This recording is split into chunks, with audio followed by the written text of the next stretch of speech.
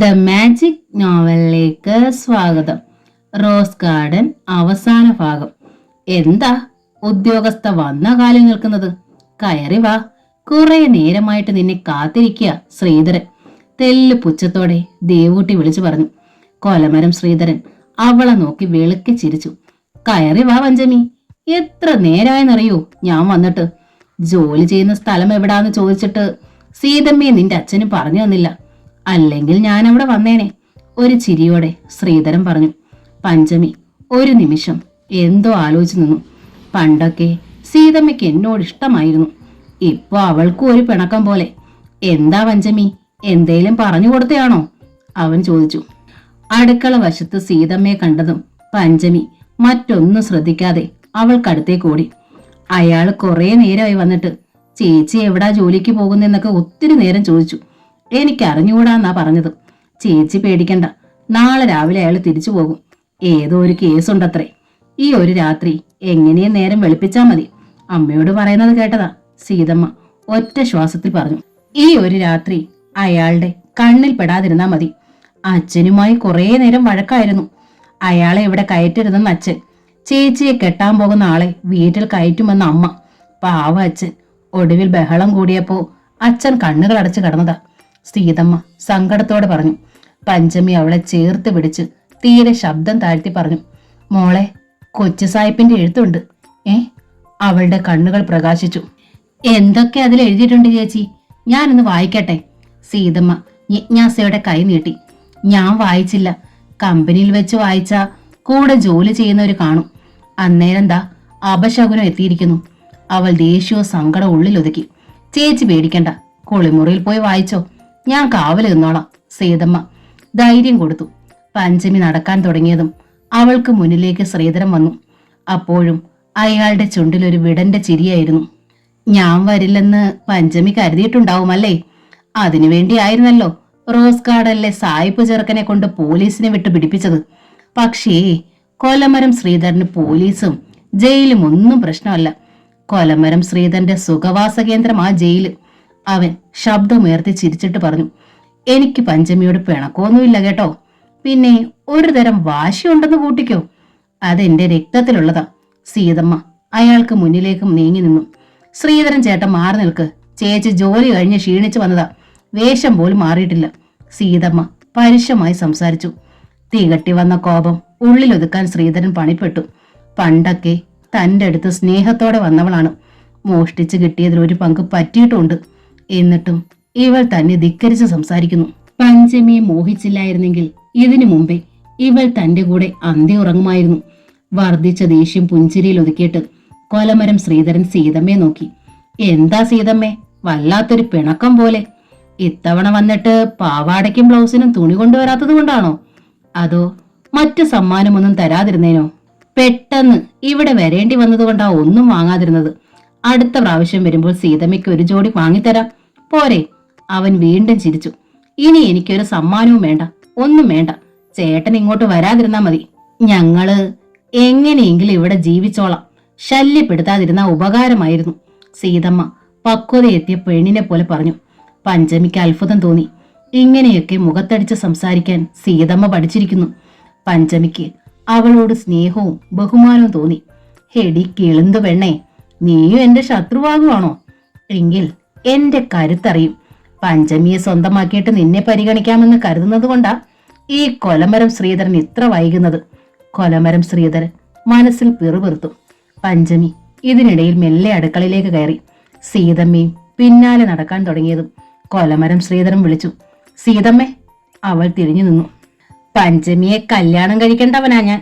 ഇപ്പോഴേ നമ്മൾ തമ്മിൽ ഒരു വഴക്ക് വേണോ? അയാൾ ചോദിച്ചു. ശ്രീധരൻ ചേട്ടന്റെ കാല് പിടിച്ച് ഞാൻ പറയുക, എന്റെ പഞ്ചമി ചേച്ചിയെ ജീവിക്കാൻ അനുവദിക്കണം. നിങ്ങൾ ചേച്ചിയെ കല്യാണം കഴിച്ചാൽ ചേച്ചി സത്യമായിട്ട് തൂങ്ങിച്ചാവും. അതിനിട വരുത്തരുത്. സീതമ്മ കെഞ്ചി. അയാൾ ശബ്ദമുയർത്തി ചിരിച്ചു. ഞാൻ തന്ന പണം നിങ്ങൾക്കൊത്തിരി ഉപകാരപ്പെട്ടിട്ടുള്ളതാ. അന്നൊക്കെ നീ എന്റെ പിന്നാലെ ഉണ്ടായിരുന്നല്ലോ. ഇപ്പൊ പിന്നെന്തു പറ്റി? അതോ റോസ് ഗാർഡനിലെ ചെറുക്കന്റെ പണത്തിന് മുന്നിൽ കൊലമരം ശ്രീധരൻ കറിവേപ്പിലയായോ? അയാൾ ചോദിച്ചു. സീതമ്മയ്ക്ക് ഉടൻ ഉത്തരമുണ്ടായിരുന്നു. അന്നൊക്കെ തെറ്റും ശരിയും തിരിച്ചറിയാൻ എനിക്ക് കഴിഞ്ഞില്ല. തെറ്റു മാത്രമേ അമ്മ പഠിപ്പിച്ചു തന്നിട്ടുള്ളൂ. അന്ന് ചെയ്തതൊക്കെ തെറ്റാണെന്ന് ഇപ്പോഴാ എനിക്ക് മനസ്സിലായത്. ആ കറുത്ത പണം കൈകൊണ്ട് പോലും തുടരുതായിരുന്നു. നിങ്ങൾ വൃത്തികെട്ടവനാ, ക്രൂരനാ, അമ്മയും പെങ്ങളെയും വേർതിരിച്ചറിയാൻ കഴിയാത്തവനാ. നിങ്ങൾ നാളെ പോയാൽ ഒരിക്കലും ഇങ്ങോട്ട് വരരുത്, അവൾ ശബ്ദമുയർത്തി പറഞ്ഞു. വരുമടി പെണ്ണേ, ശ്രീധരൻ ആർക്കെങ്കിലും സഹായം ചെയ്തിട്ടുണ്ടെങ്കിൽ പലിശയടക്കം തിരിച്ചു പിടിക്കും. ഇവിടെയും കുറെ പണം ഒഴുക്കിയിട്ടുണ്ട്. പലിശയും പലിശയുടെ പലിശയും സഹിതം ഞാനത് തിരിച്ചു പിടിക്കും. നീ അതോർത്ത് വിഷമിക്കണ്ട. കൊലമരം ശ്രീധരൻ വർദ്ധിച്ച പകയോടെ മനസ്സിൽ കുറിച്ചിട്ടു. ഇവളും ഒരിക്കൽ തന്റെ വെപ്പാട്ടിയാകും. നിങ്ങളുടെ തരക്കാര് എത്രയോ പെണ്ണുങ്ങൾ ഈ നാട്ടിലുണ്ട്. 4-5 ഭാര്യമാരിൽ ഒരാളാകാൻ അവർക്ക് മടിയൊന്നുമില്ല. അവരെ ആരെങ്കിലും നിങ്ങൾക്ക് കല്യാണം കഴിച്ചാൽ പോരെ? എന്റെ പഞ്ചമി ചേച്ചിയെ തന്നെ വേണമെന്ന് എന്താ ഇത്ര നിർബന്ധം? അവൾ ക്രുദ്ധയായി ചോദിച്ചു. നിന്റെ അമ്മ എനിക്ക് തന്ന മോഹമാ പഞ്ചമി, പിന്നെ അവളോടുള്ള എന്റെ ചെറിയൊരു വാശിയും. ഒരു ദിവസത്തേക്കെങ്കിലും അവൾ എന്റെ ഭാര്യയായിരിക്കണം. കൊലമരം ശ്രീധരന് വാക്കൊന്നേ ഉള്ളൂ. ശ്രീധരൻ തിരിഞ്ഞു നടന്നു. പഞ്ചമി കുളിമുറിയിൽ കയറി എഴുത്തു പൊട്ടിച്ചു. വടിവൊത്ത അക്ഷരത്തിലൂടെ കണ്ണുകൾ എഴഞ്ഞു നീങ്ങവേ അവൾ ആഹ്ലാദത്തിൽ നിറഞ്ഞു തുളുമ്പി. തന്റെ കൊച്ചു സായിപ്പ് അടുത്ത മാസം വീണ്ടും എത്തുന്നു. കൂട്ടത്തിൽ കൊച്ചു സായിപ്പിന്റെ അച്ഛനും അമ്മയും വരുമത്രേ തന്നിൽ നേരിൽ കാണാൻ. അവൾ സ്വപ്നലോകത്തിൽ എന്നോണം നിന്നു. പ്രേമപൂർവ്വമുള്ള ഫ്രെഡിയുടെ കത്ത് അവൾ 1000 പ്രാവശ്യം വായിച്ചു. വിശേഷം എന്തെങ്കിലും എഴുത്തിലുണ്ടോ ചേച്ചി? സീതമ്മ വിളിച്ചു ചോദിച്ചു. സീതമ്മ കുളിമുറിയിൽ നിന്ന് ഇറങ്ങി വന്നു. അടുത്ത മാസം കൊച്ചു സായിപ്പ് വരുമത്രേ. കൂട്ടത്തിൽ അച്ഛനും അമ്മയും ഉണ്ട്. പഞ്ചമി സന്തോഷത്താൽ സ്വയം മറന്നു. സീതമ്മയ്ക്കും സന്തോഷമായി. അയാൾ തന്റെ ചേച്ചിയെ ചതിച്ചില്ല. എന്ത് പാടി അവിടെ കടന്ന് ഡാൻസ് കളിക്കുന്നത്? ഞാൻ തന്നെ അടുക്കളയിൽ കിടന്ന് പണിയെടുത്തിട്ട് വേണോ ശ്രീധരൻ അത്താഴം കൊടുക്കാൻ? അവൻ നാളെ രാവിലെ പോവാ. ഒരു നേരം ചോറ് കൊടുത്തു വിടാൻ നിനക്കൊന്നും വയ്യേടി? ദേവൂട്ടി ദേഷ്യത്തിൽ വിളിച്ചു ചോദിച്ചു. ശ്രീധരൻ വരുമ്പോഴെല്ലാം ഇത് പതിവായതുകൊണ്ട് പഞ്ചമിയും സീതമ്മയും അത് ശ്രദ്ധിച്ചില്ല. പിറ്റേന്ന് രാവിലെ കൊലമരം ശ്രീധരൻ പോകാൻ തയ്യാറായി. സീതമ്മയും പഞ്ചമിയും അടുക്കളയിൽ നിന്ന് പുറത്തിറങ്ങിയതേയില്ല. ശ്രീധരൻ ഏറെ നേരം പഞ്ചമിയെ കാത്തു നിന്നിട്ടും കാണാതിരുന്നപ്പോൾ അവൻ അടുക്കളയിലേക്ക് ചെന്നു. പഞ്ചമി പുറത്തേക്ക് ഇറങ്ങാൻ തുടങ്ങിയതും അവൻ മുന്നിൽ കയറി തടഞ്ഞു നിന്നു. ജോലിക്ക് പോകുന്നതിൽ എനിക്ക് വിരോധമൊന്നുമില്ല, പക്ഷെ വേറെന്തെങ്കിലും മോഹമുണ്ടെങ്കിൽ അത് മറന്നു കളയണം. ശ്രീധരൻ മോഹിച്ച പെണ്ണിനെ ശ്രീധരൻ തന്നെ അനുഭവിക്കും, അതിന് മാറ്റമില്ല. പഞ്ചമി അയാളെ രൂക്ഷമായെന്ന് നോക്കി. എന്റെ വാക്കിനും മാറ്റമില്ല. നിങ്ങളുടെ ഭാര്യയായി ഒരു നിമിഷം പോലും ഞാൻ ജീവനോടെ കാണില്ല. മേലിൽ എന്നെ ശല്യപ്പെടുത്താൻ ഇവിടെ വരികയും വേണ്ട. ഇത് എന്റെ അമ്മയുടെ വീടാണ്. പഞ്ചമി ധൈര്യം സംഭരിച്ചു. എടി, നിന്റെ മനസ്സിലിരിപ്പ് എനിക്കറിയാം. ഏതോ ഒരുത്തം വന്നപ്പോ അവന് മതി. പക്ഷെ ഒന്നോർത്തോ, അവരൊക്കെ വലിയ വലിയ ആൾക്കാരാ. നിന്റെ പള്ള വീർക്കാതിരിക്കണേ സൂക്ഷിച്ചോ. അതോർത്ത് നിങ്ങൾ സങ്കടപ്പെടണ്ട. എന്നെ നോക്കാൻ എനിക്കറിയാം. അവൾ തിരിയാൻ ഭാവിച്ചു. അത് കേട്ടുകൊണ്ടാണ് ദേവൂട്ടി അവിടേക്ക് കയറി വന്നത്. നിന്നെ നോക്കാൻ ഇവിടെ ഞങ്ങളുണ്ടടി. മര്യാദയ്ക്ക് പറയുന്ന അനുസരിച്ചാ മതി. ശ്രീധരൻ അടുത്ത പ്രാവശ്യം വരുമ്പോ കല്യാണം നടത്തും. ദേവൂട്ടി പിന്നെ ശ്രീധരനോടായി പറഞ്ഞു. നീ ധൈര്യമായിട്ട് പൊയ്ക്കോ. ദേവൂട്ടിയാ നിനക്ക് വാക്ക് തന്നത്. ഇവിടെ നിന്റെ ഭാര്യയായിരിക്കും. സീതമ്മയ്ക്ക് കലി അടക്കാനായില്ല. ഈ കള്ളന് പെണ്ണ് കെട്ടിച്ചു കൊടുക്കാമെന്ന് അമ്മയ്ക്ക് നിർബന്ധമാണെങ്കിൽ എന്നെ കെട്ടിച്ചു കൊടുത്തോ. എന്നാലും പഞ്ചമി ചേച്ചി ഇയാൾക്ക് കൊടുക്കാൻ ഞാൻ സമ്മതിക്കില്ല. ഒന്ന് പോകുന്നുണ്ടോടി നാശം പിടിച്ചവളെ? നീ ആണോടി ഇവിടെ കാര്യം തീരുമാനിക്കുന്നത്? ദേവൂട്ടി സീതമ്മയ്ക്ക് നേരെ കൈ ഓങ്ങി.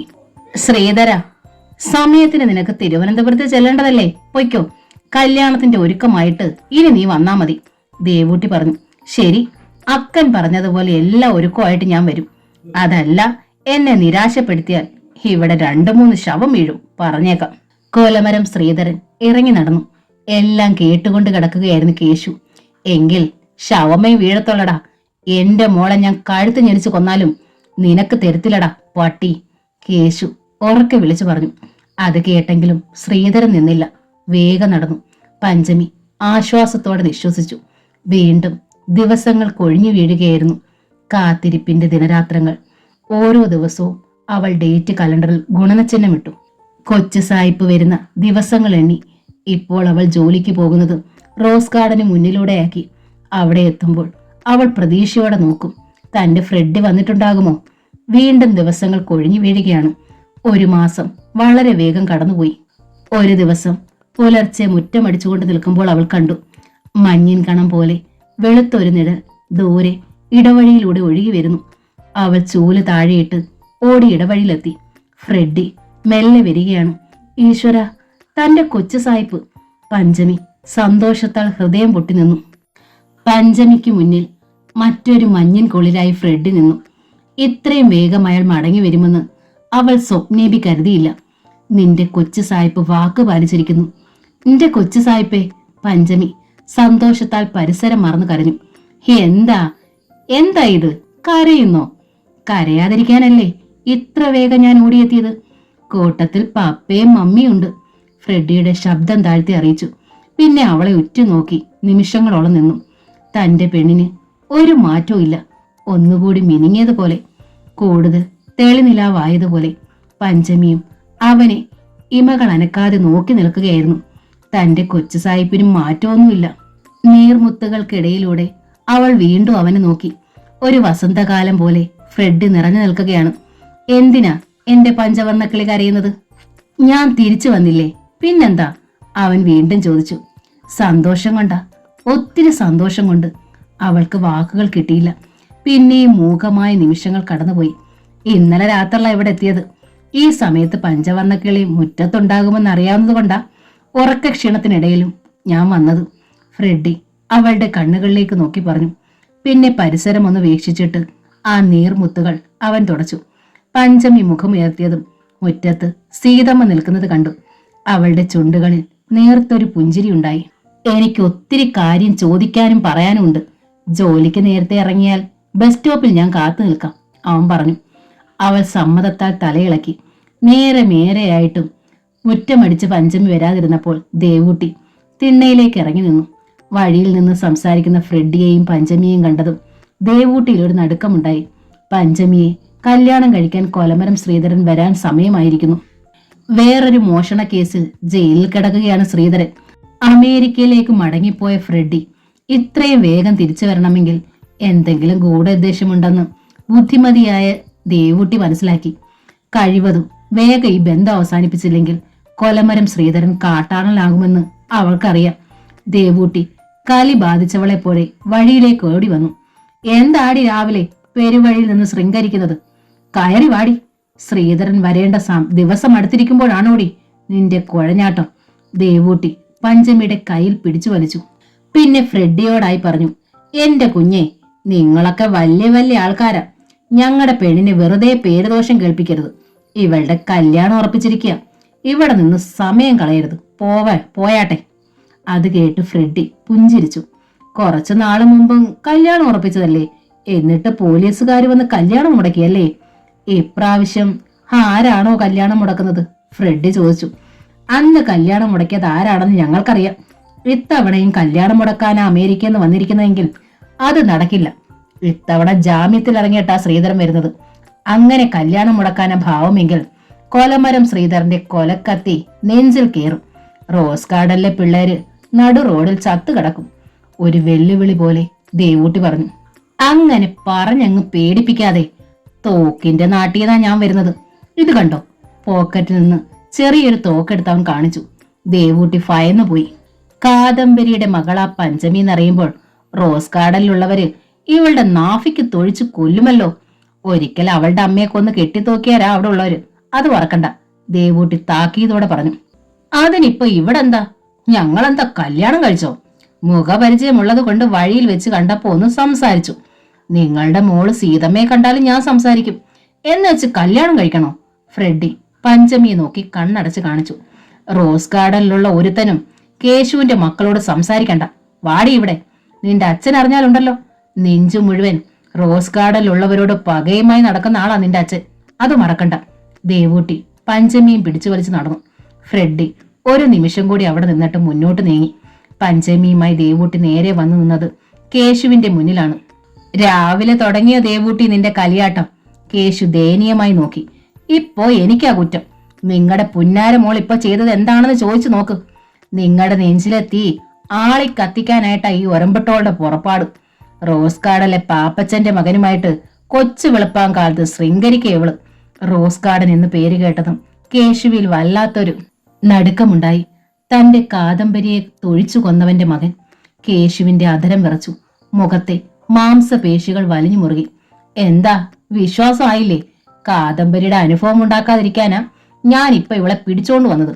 അതിഷ്ടമായില്ലെങ്കിൽ വിട്ടേക്കാം, അവന്റെ കൂടെ ചെല്ലട്ടെ. ദേവൂട്ടി കേശുവിനെ ഒളികണ്ണാൽ നോക്കി. കേശു കുറെ നിമിഷങ്ങൾ മൗനം പൂണ്ടു. അയാളുടെ കൺകോണുകളിൽ ഒട്ടനവധി നിഴച്ചിത്രങ്ങൾ കടന്നുപോയി.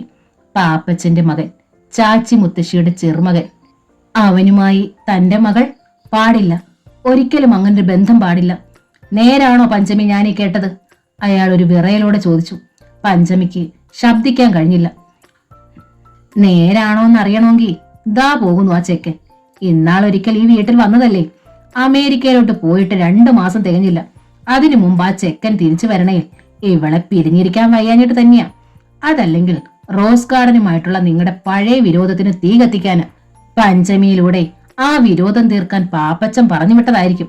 കാദംബരിയുടെ മകളോടും അവർക്ക് വിരോധം കാണുമല്ലോ. ദേവൂട്ടി എരിതീയിൽ വീണ്ടും എണ്ണ പകർന്നു. നിർത്തടി ദേവൂട്ടി, അവറ്റകളുടെ പേര് മേലിൽ ഇവിടെ ഉച്ചരിക്കരുത്. കർശനമായൊരു താക്കീതായിരുന്നു കേശുവിന്റെ വാക്കുകൾ. ഒരു കുടുംബം മുഴുവൻ തകർത്തെറിഞ്ഞതാ റോസ് ഗാർഡനും പാപ്പച്ചനും. ആ ജന്തുക്കളുടെ പേര് പോലും എനിക്ക് കേൾക്കണ്ട. അയാൾ കാതുകുത്തി. ദേവൂട്ടി ഉള്ളാലെ സന്തോഷിച്ചു. ഒരു നിമിഷം കഴിഞ്ഞ് കേശു ശബ്ദമുയർത്തി വിളിച്ചു. പറയടി, ദേവൂട്ടി പറഞ്ഞത് നേരാണോ? നിന്റെ അമ്മയെ കൊന്നവന്റെ മകനുമായിട്ട് നിനക്കെന്താ ബന്ധം? വേണ്ട, ഒരിക്കലും അത് വേണ്ട. പഞ്ചമിയുടെ മിഴികൾ നിറഞ്ഞു തുളുമ്പി. ദേവൂട്ടി അകത്തേക്ക് പോയതും കേശു മകളെ നോക്കി. മോളെ പഞ്ചമി, അച്ഛനൊന്നും എന്റെ മോളോട് തുറന്നു പറയാനാവില്ല. നിന്നെ കരയിക്കാനും എനിക്കാവില്ല.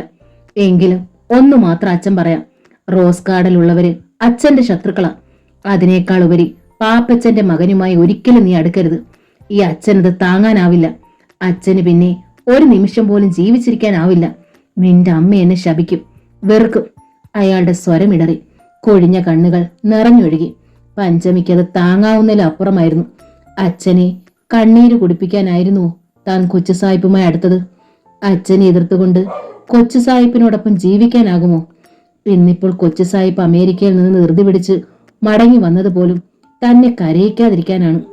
കൊലമരം ശ്രീധരനിൽ നിന്ന് രക്ഷിക്കാനാണ്. അവൾ നീറിപ്പോകുന്ന മനസ്സുമായാണ് ജോലിക്ക് പോകാൻ ഇറങ്ങിയത്. അച്ഛനെ പറഞ്ഞ് സമാധാനിപ്പിക്കാവുന്നതേ ഉള്ളൂ. കയ്യിൽ കിട്ടിയ നല്ല ജീവിതം ചേച്ചി തള്ളിക്കളയരുത്. സീതമ്മ പിന്നാലെ ചെന്ന് ഓർമ്മിപ്പിച്ചു. ടൗണിൽ ഫ്രെഡി കാത്തു നിൽക്കുന്നുണ്ടായിരുന്നു. അവളുടെ കലങ്ങിച്ചു വന്ന കണ്ണുകൾ കണ്ടപ്പോൾ ഫ്രെഡി ചോദിച്ചു, എന്താ ചെറിയമ്മ തല്ലിയോ? അതെങ്ങനെ സഹിക്കാം, പക്ഷേ പഞ്ചമിയുടെ മുഖം കുനിഞ്ഞു. പക്ഷേ അച്ഛൻ നമ്മുടെ വിവാഹത്തിന് സമ്മതിക്കില്ല. അച്ഛനെ ധിക്കരിച്ചുകൊണ്ട് ഞാൻ എങ്ങനെ വരും കൊച്ചു സായിപ്പേ? അവളുടെ കണ്ണുകളിൽ നിന്നും ഒരു തുള്ളി അടർന്നു. കരയരുത്, ഇത് പൊതുവഴിയാ, അവൻ പറഞ്ഞു. പഞ്ചമിയുടെ അച്ഛൻ എന്തൊക്കെയോ തെറ്റിദ്ധാരണകളുണ്ട്. അത് മാറ്റാനും കൂടിയാ പപ്പ വന്നിരിക്കുന്നത്. പഞ്ചമിയുടെ അച്ഛനെ എന്റെ പപ്പ വന്ന് കണ്ടോളൂ. അന്നേരം തെറ്റിദ്ധാരണകളൊക്കെ മാറും. ഫ്രെഡി ഒരു നിമിഷം നിർത്തിയിട്ട് തുടർന്നു. ആരെതിർത്താലും കൊലമരം ശ്രീധരനോടൊപ്പം എന്റെ പഞ്ചവർണ്ണ കിളിയെ ഞാൻ വിടില്ല. ഇക്കാര്യം പോലും ഞാൻ എന്റെ പപ്പയോട് പറഞ്ഞു. അതുകൂടി കേട്ടപ്പോഴാ എത്രയും വേഗം വന്ന് നിന്നെ രക്ഷപ്പെടുത്തണമെന്ന് പപ്പ തീരുമാനിച്ചത്. കൊലമരം ശ്രീധരനിൽ നിന്ന് രക്ഷപ്പെടുത്തണമെന്ന് ഇപ്പൊ എന്നേക്കാൾ പപ്പയ്ക്ക് അവകാശി. അവൾ അത്ഭുതത്തിൽ ഫ്രെഡിയെ നോക്കി. ഒരിക്കലും തമ്മിൽ കാണാത്ത തന്നെ രക്ഷിക്കണമെന്ന് കൊച്ചു സാഹിബിന്റെ പപ്പയ്ക്ക് വാശിയോ? അതും സമ്പന്നനായൊരു മനുഷ്യന്. കാദംബരിയുടെ മകളെ രക്ഷിക്കാനും ഹൃദയമുള്ള മനുഷ്യരുണ്ടോ? നീ വിഷമിക്കേണ്ട, എല്ലാം കലങ്ങി തെളിഞ്ഞോളൂ. നാളെ നേരത്തെ നീ വീട്ടിലെത്തണം. പപ്പയും മമ്മിയും നിന്നെ കാണാൻ വീട്ടിലെത്തും. എന്റെ പഞ്ചവർണ്ണ കിളിയെ കാണാൻ പപ്പയ്ക്കും മമ്മിക്കും തിടുക്കമായി. സന്തോഷിക്കേണ്ട നിമിഷങ്ങളായിരുന്നെങ്കിലും പഞ്ചമിക്ക് ഭയമായിരുന്നു. നെഞ്ചിൽ അഗ്നിയുമായി നടക്കുന്ന അച്ഛൻ എങ്ങനെ പ്രതികരിക്കും?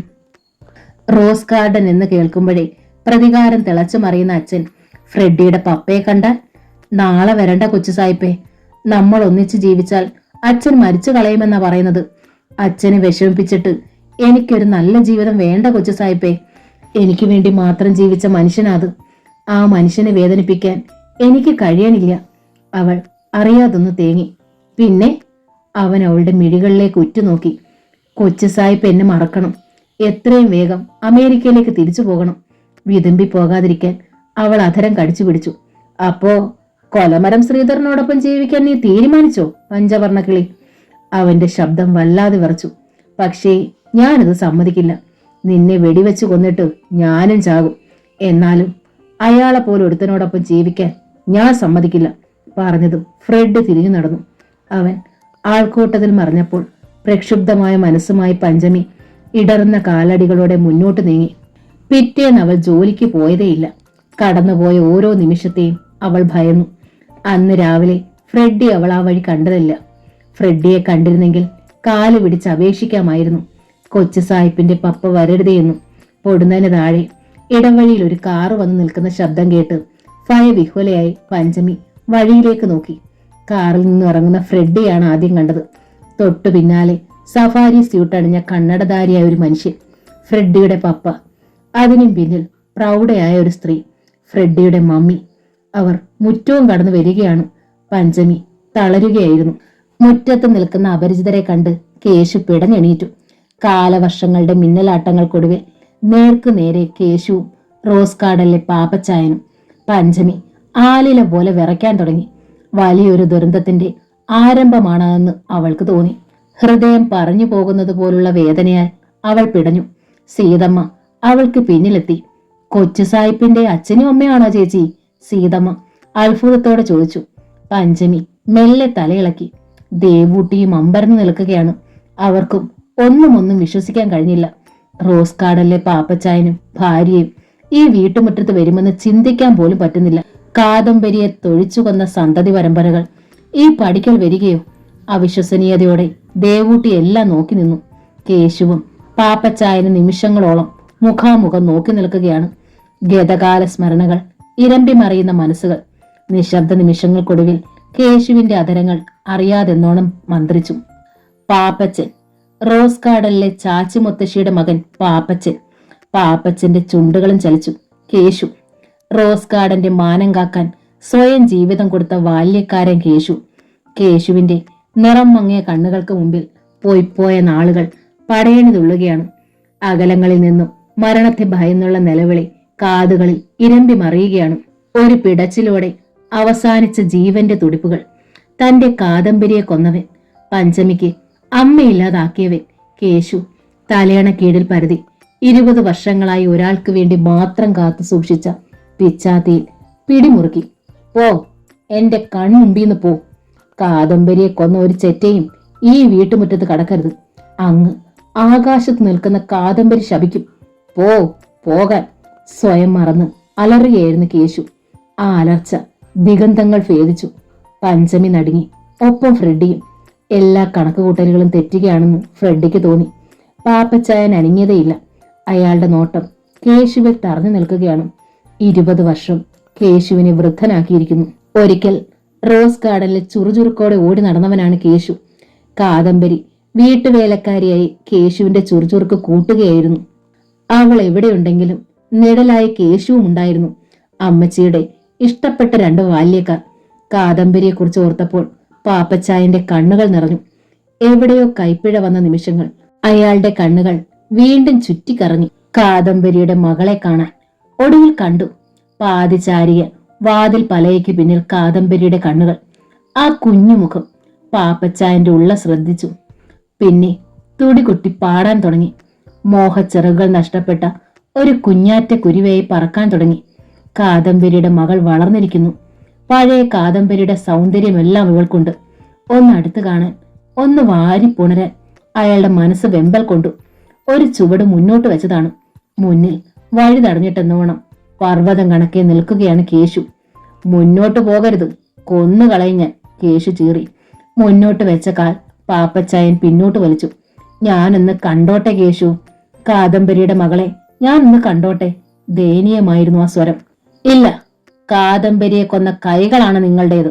കാദംബരിയെ കൊന്ന കാലുകളാണ് നിങ്ങളുടേത്. നിങ്ങളുടെ കണ്ണുകൊണ്ട് എന്റെ മോളെ നോക്കരുത്. കേശു ആക്രോശിച്ചു. 20 വർഷങ്ങൾക്ക് ശേഷം ഈ നാട്ടിലേക്ക് ഞാൻ മടങ്ങി വന്നത് കാദംബരിയുടെ മകളെ ഒന്ന് കാണാനാ. കേശു അതിന് അനുവദിക്കണം. ഇല്ല, ഒരിക്കലുമില്ല. കേശു ജീവനോടുള്ളപ്പോൾ അത് നടക്കില്ല. പിന്നെ തിരിഞ്ഞ് വാതുക്കലേക്ക് നോക്കി. ഒന്നും മനസ്സിലാവാതെ നിറകണ്ണുകളോടെ നിൽക്കുന്ന പഞ്ചമിക്ക് നേരെ അയാൾ മുരണ്ടു. കാഴ്ച കാണാൻ നിൽക്കുവാണോ നീ? അകത്ത് കൂടി. നിന്റെ അമ്മയെ കൊന്ന ചെകുത്താനായി നിൽക്കുന്നത്. കാദംബരിയെ കൊന്നത് ഞാനല്ല കേശു, മറ്റാരൊക്കെയാണ്. ഒരുപക്ഷേ അതിന് പിന്നിൽ എന്റെ ചേട്ടന്മാരുണ്ടാവാം, റോസ് ഗാർഡനിൽ ആരെങ്കിലും ഉണ്ടാവാം. അതിന് ഇത്ര വലിയ ശിക്ഷ എനിക്ക് തരരുത് കേശു. പാപ്പച്ചൻ ഒരു തളർച്ചയോടെ നിന്നു. കള്ളം, ഞാനത് വിശ്വസിക്കില്ല. കാദംബരിയുടെ അവസാനത്തെ അലർച്ച ഞാൻ കേട്ടതാണ്. കൈക്കുഞ്ഞായിരുന്ന പഞ്ചമി എടുത്തുകൊണ്ട് ഞാൻ ഓടുകയായിരുന്നു, ആ കുഞ്ഞിനെയെങ്കിലും വളർത്താൻ, പിന്നെ റോസ് ഗാർഡനിലുള്ള സന്തതി പരമ്പരകളോട് എതിർക്കാൻ. പക്ഷേ ജീവിതത്തിന്റെ ഓട്ടത്തിനിടയിൽ തളർന്നു പോയി ഞാൻ. പകരം ചോദിക്കാനാവാതെ പകച്ചു നിൽക്കുകയും ഞാൻ. പാപ്പച്ച പോ, എന്റെ മുമ്പിൽ നിന്ന് പോ. കേശു ഒരു ഭ്രാന്തനെ പോലെയായി. കാദംബരിയെ എനിക്ക് കൊല്ലാൻ കഴിയുമെന്ന് നീ വിശ്വസിക്കുന്നുണ്ടോ കേശു?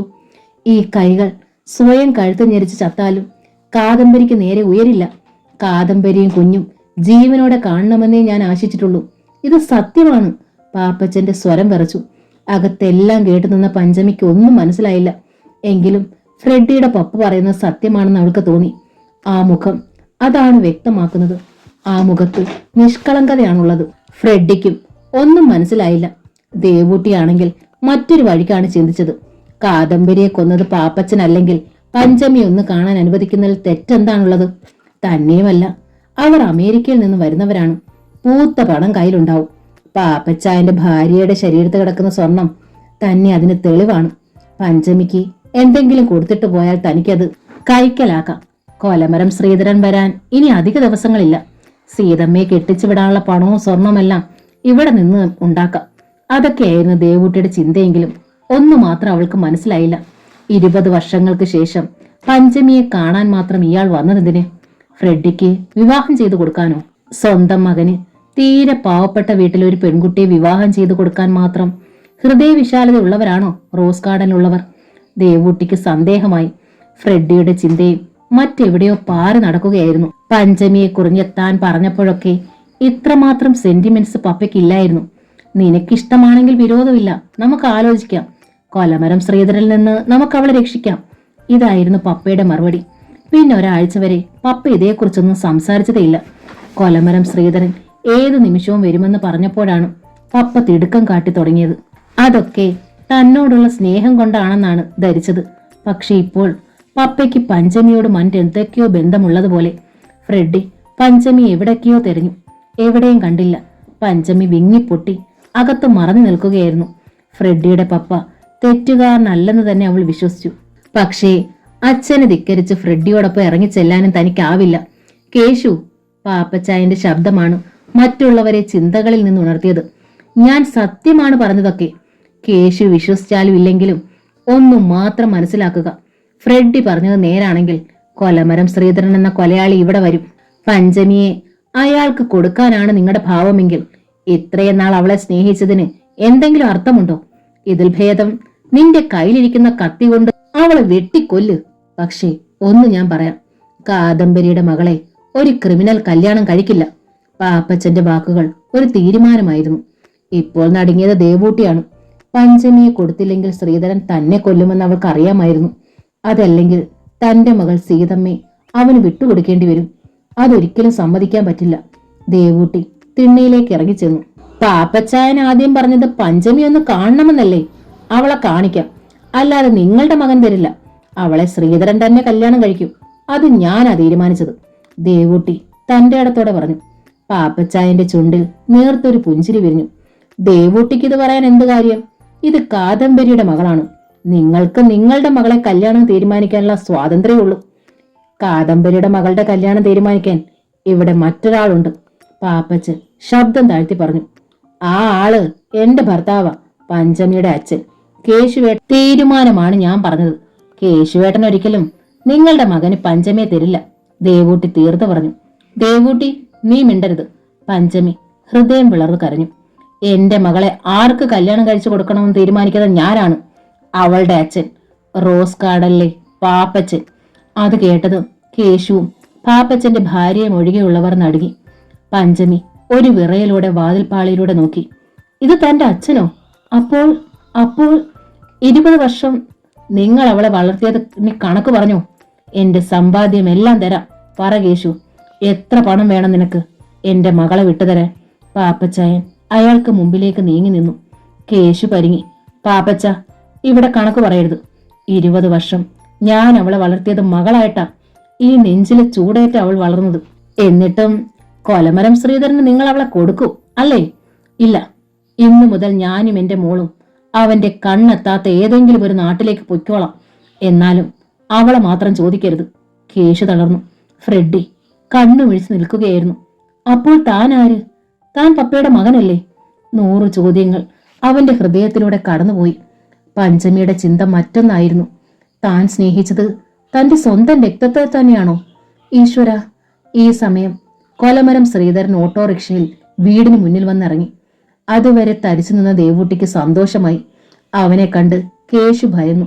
കൊലമരം ശ്രീധരൻ മുറ്റത്തും തിണ്ണയിലും നിൽക്കുന്ന ഓരോരുത്തരെയും മാറി മാറി നോക്കി. അകത്തുനിന്ന് പഞ്ചമിയും സീതമ്മയും ശ്രീധരനെ കണ്ട് ഭയവിഹ്വലരായി. ചേച്ചി, ദാ അയാള്, സീതമ്മ ഭീതിയോടെ പറഞ്ഞു. പഞ്ചമിയും ഭയന്നു നിൽക്കുകയായിരുന്നു. ഉള്ളു വിടഞ്ഞു. എടാ ശ്രീധര, നീ കൃത്യസമയത്ത് വന്നത് നന്നായി. പഞ്ചമിയെ കൊണ്ടുപോകാൻ ഇവര് വന്നിരിക്കുക. ഇപ്പൊ പുതിയ അവകാശങ്ങളുമായിട്ടാ റോസ് ഗാർഡനിലെ സാറ് വന്നിരിക്കുന്നത്. പഞ്ചമി അയാളുടെ മകളാണെന്ന്. മകളാണെങ്കിൽ അയാളുടെ മകനെ കൊണ്ട് കെട്ടിക്കൂ. ഹോ, ഇപ്പോഴാ എനിക്ക് ജീവൻ വീണത്. ദേവൂട്ടി സന്തോഷത്തോടെ അവന്റെ ചുമലിൽ പിടിച്ചു. കൊലമരം ശ്രീധരനും ഏതാണ്ടല്ല ഊഹിക്കാൻ കഴിഞ്ഞു. ഈ സാറ് പഞ്ചമിയുടെ അച്ഛനോ കപ്പ്യാരോ ആരെങ്കിലും ആയിക്കോട്ടെ അക്ക, ഭർത്താവല്ലല്ലോ. അത് ഞാനാ, കൊലമരം ശ്രീധരൻ. പിന്നെ അവൻ വെളുക്കി ചിരിച്ചിട്ട് കയ്യിലിരുന്ന പെട്ടി തുറന്നു സ്വർണമാലയും മറ്റു സാധനങ്ങളുമൊക്കെ ദേവൂട്ടിക്ക് നേരെ നീട്ടി. ഇതാ ദേവുവക്ക, കല്യാണത്തിനുള്ളതെല്ലാം ഉണ്ട്. അന്നത്തെ പോലെ ഒരു പോലീസും ഇത് കൊണ്ടുപോകത്തില്ല. അയാൾ തിരിഞ്ഞ് ഫ്രെഡിയെ നോക്കി. കൊച്ചു സാഹിബിനി പോലീസിനെ വരുത്തി ബുദ്ധിമുട്ടിക്കണമെന്നില്ല. കൊലമരം ശ്രീധരൻ എല്ലാത്തിനും റിമാൻഡും കഴിഞ്ഞ് ജാമ്യവുമായിട്ടാ വന്നിരിക്കുന്നത്. ശ്രീധരനും ഭാര്യയും മധുവിധവും കഴിഞ്ഞേ മടങ്ങിപ്പോകൂ. അയാൾ ശബ്ദമുയർത്തി ചിരിച്ചു. പാപ്പച്ചായൻ കൊലമരം ശ്രീധരനെ അടിമുടി നോക്കി. സ്വന്തം അച്ഛനറിയാതെ ശ്രീധരൻ എന്റെ മകളുടെ കല്യാണം സ്വയം അങ്ങ് തീരുമാനിക്കുകയാണോ? ഏറ്റവും ചുരുങ്ങിയത് കെട്ടാൻ പോകുന്ന പെണ്ണിന്റെ എങ്കിലും സമ്മതം വേണ്ടേ? പാപ്പച്ചായൻ ചോദിച്ചു. അത് കേട്ട് കൊലമരം ശ്രീധരൻ പൊട്ടിച്ചിരിച്ചു. റോസ് ഗാർഡനിലെ സാറ് എന്തൊരു തമാശയാ ദേവുവക്ക പറയണത്. അവളുടെ തന്തയായ കേശു അമ്മാവൻ ജീവനോടെ എവിടെ ഇരിക്കുമ്പോ പുതിയൊരച്ഛൻ അമേരിക്കയിൽ നിന്ന് അവതരിച്ചിരിക്കുകയാണെന്നോ? അപ്പോ പ്രസവിച്ചതാരാ? കാദംബരിയോ ഈ നിൽക്കുന്ന കൊച്ചമ്മയോ? അതും പറഞ്ഞ് അവൻ വീണ്ടും ചിരിച്ചു. ദേവുവക്കനും കൂടെ ചിരിച്ചുകൊണ്ട് ചോദിച്ചു. എന്നിട്ട് 10-20 വർഷം ഈ തന്ത എവിടെ ആയിരുന്നു? കാദംബരി കാണാ സുന്ദരിയായിരുന്നു. പലരുമായും അവൾക്ക് ബന്ധമുണ്ടായിരുന്നു. അപ്പോ പിന്നെ സാറിന് തറപ്പിച്ച് പറയാൻ പറ്റുമോ പഞ്ചമിയുടെ തന്ത സാറാണെന്ന്? ദേവൂട്ടി, കേശു വിളിച്ചു. കാദംബരിയെ കുറിച്ച് ഇനി ഒരു അക്ഷരം പറയരുത്. ഓ, അവളെക്കുറിച്ച് പറഞ്ഞാൽ ഇനി എന്തിനാ നിങ്ങൾ ചൊറിയുന്നത്? ഞാൻ പോലും ഇതുവരെ കരുതിയത് അവള് നിങ്ങളുടെ മോളാണെന്നല്ലേ. ഇപ്പോതേ പുതിയൊരു അവകാശി. അതിന്റെ അർത്ഥം കാദംബരി പിഴച്ചവളാണെന്നല്ലേ? അവൾ പുച്ഛത്തോടെ ചിറി കൂട്ടി. കേശുവിന് മറുപടിയില്ലായിരുന്നു. പക്ഷേ പാപ്പച്ചൻ മുന്നോട്ട് വന്നു. കാദംബരിയിൽ എനിക്കുണ്ടായ മകളാണ് പഞ്ചമി. അതറിഞ്ഞ റോസ് ഗാർഡനിലെ എന്റെ അമ്മ, നിങ്ങൾ വിളിക്കുന്ന ചാച്ചി മുത്തശ്ശിയും എന്റെ ചേട്ടന്മാരും ചേർന്ന് പണ്ടെപ്പോഴോ കാദംബരിയെ മോഹിച്ച കേശുവിനെ കൊണ്ട് കെട്ടിക്കുകയായിരുന്നു. കേശു കാദംബരിയെ വിവാഹം ചെയ്യുമ്പോൾ അവൾ ഗർഭിണിയായിരുന്നു. അതൊക്കെ ഞാൻ ഡൽഹിയിൽ പഠിക്കാൻ പോയ സമയത്താണ്. 2 വർഷത്തിന് ശേഷം പഠനം കഴിഞ്ഞ് ഞാൻ തിരിച്ചു വന്നപ്പോ പഞ്ചമിക്ക് 1.5 വയസ്സ് കഴിഞ്ഞിരുന്നു. പാപ്പച്ചനൊന്ന് നിർത്തി. അയാളുടെ കണ്ണുകൾ നനഞ്ഞൊഴുകാൻ തുടങ്ങിയിരുന്നു. ആ വിറപൂണ്ട അതരങ്ങൾ വീണ്ടും ചലിച്ചു തുടങ്ങി. ഞാൻ മടങ്ങി വന്നതും റോസ് ഗാർഡനിലുള്ളവൻ പിന്നെയും ഭയന്നു. വീണ്ടും ഞാനും കാദംബരിയും തമ്മിൽ കണ്ടുമുട്ടുമോ എന്നായിരുന്നു അവരുടെ ഭയം. അത് സത്യവുമായിരുന്നു. കൈക്കുഞ്ഞായി എന്റെ മകളെ കാണാൻ വല്ലപ്പോഴും ഞാൻ ചെല്ലുമായിരുന്നു. അവൾക്ക് കളിപ്പാട്ടങ്ങളും കുട്ടി ഉടുപ്പുകളും വാങ്ങിക്കൊടുക്കുമായിരുന്നു. ആ സന്ധിക്കലിനൊടുവിലാണ് കാദംബരിയുടെ മരണം. പിന്നെ വാക്കുകൾ കിട്ടാതെ അയാൾ മൂഖം കരഞ്ഞു. നിങ്ങളുടെ മകളാണെന്നതിന് തെളിവെന്താ? ദേവൂട്ടി ദേഷ്യത്തിൽ ചോദിച്ചു. ഇതാ തെളിവ്. പാപ്പച്ചൻ കേശുവിനെ പിടിച്ചു മാറ്റി നിർത്തി. ഇനിയും വിശ്വസിക്കുന്നുണ്ടോ കേശു? ഞാനാണ് കാദംബരിയെ കൊന്നതെന്ന് പറ. കേശുവിന് ഉത്തരം മുട്ടി. ദേവൂട്ടി വിടാൻ ഭാവമില്ലായിരുന്നു. അങ്ങനെയാണെങ്കിൽ 20 വർഷം മകളെ കാണാൻ വരാതിരുന്നതെന്താ സാറേ? നാണക്കേട് ഓർത്തോ? പറ സാറേ. അല്ല, ഭയം കൊണ്ട്. ഞാൻ വന്നാൽ എന്റെ മോളുടെ ജീവനും അപകടത്തിലാകുമോ എന്ന ഭയം കൊണ്ട്. പാപ്പച്ചന്റെ കണ്ണുകൾ വീണ്ടും പഞ്ചമിയെ തേടുകയായിരുന്നു. കള്ളം പറഞ്ഞ് രക്ഷപ്പെടാമെന്ന് കരുതിയോ? ഈ കൊലമരം ശ്രീധരനും കുറെ നിയമം കണ്ടിട്ടുള്ളതാ. കൊലമരം ശ്രീധരൻ വർദ്ധിച്ച ദേഷ്യത്തോടെ വിളിച്ചു പറഞ്ഞു. പഞ്ചമി ഇയാളുടെ മകളാണെങ്കിൽ ഈ നിൽക്കുന്ന ചെറുക്കന് അവനെ കല്യാണം കഴിച്ചു കൊടുക്കുവോ? പഞ്ചമിയുടെ ആങ്ങളയല്ലേ? അതോ അമേരിക്കയിലൊക്കെ ആങ്ങളെയും പെങ്ങളും കല്യാണം കഴിക്കുവോ? സാറേ, വേല കൊലമരം ശ്രീധരന്റെ അടുത്ത് വേണ്ട, കൊന്നു കളയും ഞാൻ. പാപ്പച്ച് മൃദുവായി ചിരിച്ചു. ഫ്രെഡി എന്റെ സ്വന്തം മകനല്ല. ഈ നിൽക്കുന്ന എന്റെ ഭാര്യ പ്രസവിക്കില്ല. യൂട്രസ് റിമൂവ് ചെയ്തതാ. അതറിഞ്ഞുകൊണ്ട് ഞാൻ കല്യാണം കഴിച്ചതാ.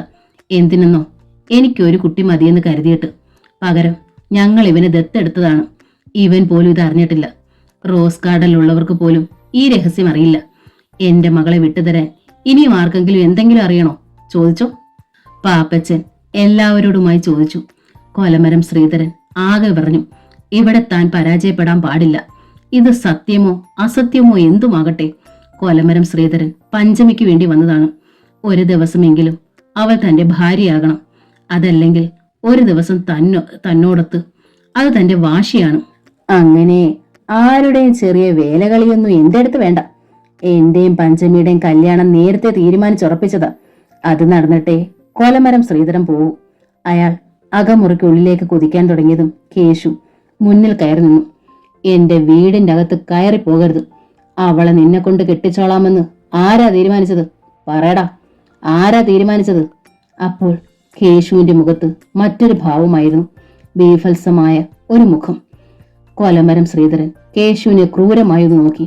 പിന്നെ അവന്റെ നോട്ടം ദേവൂട്ടിയിൽ തറഞ്ഞു നിന്നു. ദേവൂട്ടി ആ നോട്ടത്തിന്റെ അർത്ഥം മനസ്സിലാക്കിയിട്ടെന്നോണം പറഞ്ഞു. ഞാനാ തീരുമാനിച്ചത്. ഈ ശ്രീധരനും ഞാനും വേലയെടുത്ത പണം കൊണ്ടാ രണ്ടും തിന്നു കൊടുത്തത്. അല്ലേൽ പട്ടിണി കിടന്ന് രണ്ടും ചത്തേനെ. എന്നിട്ടിപ്പോ ആരോ എന്തോ പറഞ്ഞപ്പോ അവരുടെ ഭാഗത്തായി. നിങ്ങൾ തന്നെയല്ലേ 100 പ്രാവശ്യം പറഞ്ഞത് കാദംബരിയെ കൊന്നത് ഈ സാറും റോസ് ഗാർഡനിലുള്ളവരുമാണെന്നും. ഇപ്പോ ഇച്ചിരി കാശുള്ളവരെ കണ്ടപ്പോ കാദംബരിയുടെ കൊലയാളികളുടെ ഭാഗത്ത് നിൽക്കുന്നു. പഞ്ചമീനെയും കൊല്ലിക്കണോ നിങ്ങൾക്ക്? ദേവൂട്ടി കേശുവിന് നേരെ ചീറി. കേശു ചെറു പുഞ്ചിരിയുടെ ഭാര്യയെ നോക്കി. പഞ്ചമിയെ പെറ്റത് നീയല്ലേടി ദേവൂട്ടി? ഒരു തുള്ളി സ്നേഹം പോലും നീ അവൾക്ക് കൊടുത്തിട്ടില്ല. പകരം അമ്മയില്ലാത്ത അവളെ ഒത്തിരി കണ്ണീര് കുടിപ്പിച്ചു. ഇതൊക്കെ പോരാഞ്ഞിട്ടാണോ ദേവൂട്ടി എന്റെ മോളെ ഈ തെമ്മാടിക്ക് പിടിച്ചു കൊടുക്കുന്നത്? എന്റെ കൊക്കിന് ജീവനുണ്ടെങ്കിൽ അത് നടക്കില്ല. കേശു സ്വയം മറക്കുകയായിരുന്നു.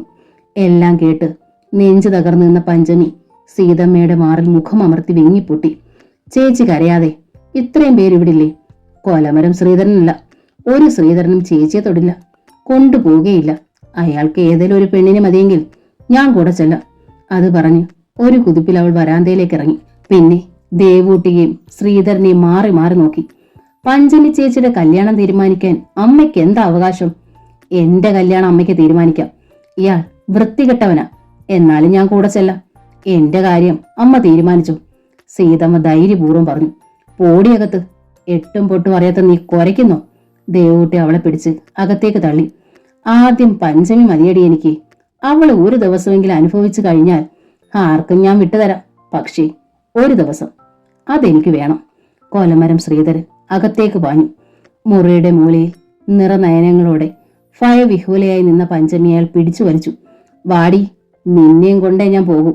ആദ്യം നീ കൊലമരം ശ്രീധരന്, അത് കഴിഞ്ഞു മതി ഈ നിൽക്കുന്ന നിന്റെ കൊച്ചു സായിപ്പ്. അയാൾ അവളെ പൊക്കിയെടുത്ത് തിണ്ണയിലേക്ക് കൊണ്ടുവന്നു. അതുവരെ നിശബ്ദം നിന്ന ഫ്രെഡി ഒരു കുതിപ്പിൽ മുന്നിലെത്തി. ഇല്ല, അവളെ നീ കൊണ്ടുപോകില്ല, അവൻ ആക്രോശിച്ചു. ഫ്രെഡിയുടെ നാഭിക്ക് കൊലമരം ശ്രീധരൻ തൊഴിച്ചു. ഫ്രെഡി മലക്കം മറിഞ്ഞു മുറ്റത്തേക്ക് വീണു. വാടി എന്റെ കൂടെ, അതല്ലേ കൊന്നു കുഴിച്ചു മൂടുന്നിനെ. ശ്രീധരൻ പഞ്ചമിയും വലിച്ചു മുറ്റത്തേക്കിറങ്ങി. പാപ്പച്ചൻ അവന് നേരെ തോക്കെടുക്കും മുമ്പ് കേശുവിന്റെ പിച്ചാത്തി ശ്രീധരന്റെ നെഞ്ചിൽ തുളഞ്ഞു കയറി. ഒരിക്കലല്ല, തുടരെ തുടരെ. ശ്രീധരന് ഒന്നെതിർക്കാൻ പോലും കഴിഞ്ഞില്ല. അയാൾ വല്ലാത്തൊരാർത്തനാദത്തോടെ കുഴഞ്ഞു വീണു. പിന്നെ നിശ്ചലനായി. എന്റെ അച്ഛാ! പഞ്ചമി അയാളെ കെട്ടിപ്പിടിച്ചു കരഞ്ഞു. സീതമ്മയും ഒരു നിലവിളിയോടെ കേശുവിന്റെ അടുത്തെത്തി. ദേവൂട്ടി ശ്വാസം കഴിക്കാൻ പോലും മറന്ന് നിശ്ചല നിന്നു. ശ്രീധരന്റെ നെഞ്ചിൽ നിന്നും കൊലക്കത്തി ഊരി കേശു പാപ്പച്ചന്റെ അടുത്തെത്തി. 20 വർഷം ഞാൻ എന്റെ സ്വന്തം മോളെ പോലെ സ്നേഹിച്ചു വളർത്തിയതാ. ഇനി ഞാൻ അവളെ തിരിച്ചേൽപ്പിക്കുക. കണ്ണിലെ കൃഷ്ണമണി പോലെ കാദംബരിയുടെ മോളെ വളർത്തണം. കേശു കൊലക്കത്തിയും പിടിച്ചുകൊണ്ട് നടന്നു. അച്ഛാ, എന്റെ അച്ഛാ!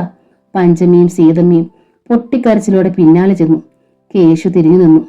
മോളെ പഞ്ചമി, 20 വർഷം ഞാൻ നിന്നെ മകളെപ്പോലെ സ്നേഹിച്ചു. നീ എന്നെയും.